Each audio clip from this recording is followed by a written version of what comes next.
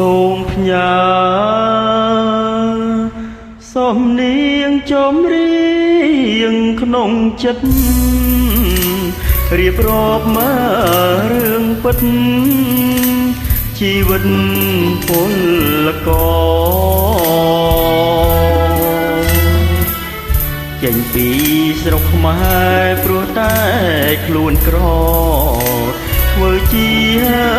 កម្មករនៅឯស្រុកគេភ្លៀតមកច្រើនឆ្នាំចិត្តចាំត្រឡំវិលជួបមើលម៉ែពុកអ្នកមានគុណទួយអកុសលផលកម្មមិនបានវិលវិញទេ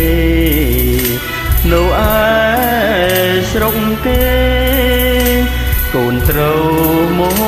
រណាចងគៀងក្នុងខ្យល់សល់តែផ្សែងភ្លើង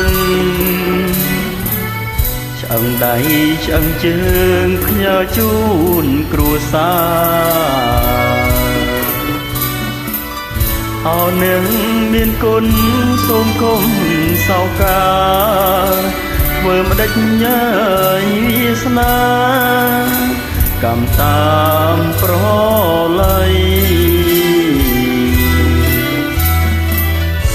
កូនសូមលីហើយម៉ែអើយកុំយំសូមឈប់មើលក្រៀមក្រំកុំនឹកកូ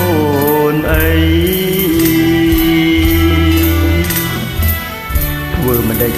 ជាតិនេះអាយុកូនខ្លីសង្ឃឹមមើលជាថ្មីរស់ជុំគ្រួសារ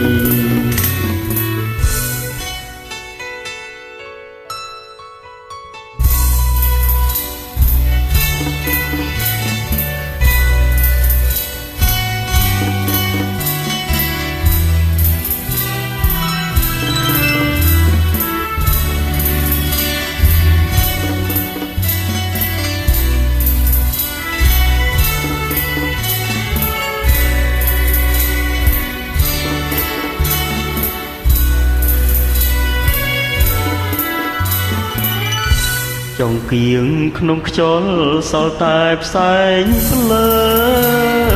ងឆ្អឹងដៃឆ្អឹងជើងផ្ញើជូ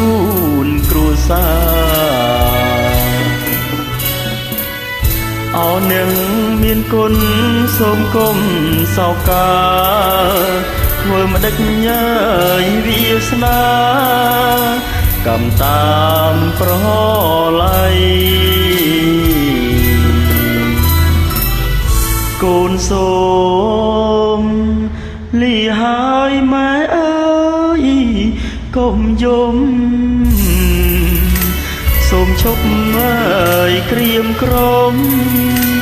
កុំនឹកកូនអីធ្វើម្ដេចជាតិនេះ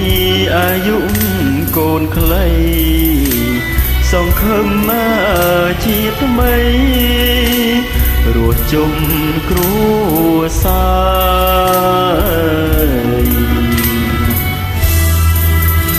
បាទសូមអរគុណដល់បងអូនស្រីដែលបានធ្វើបទចម្រៀងនេះឲ្យបាទ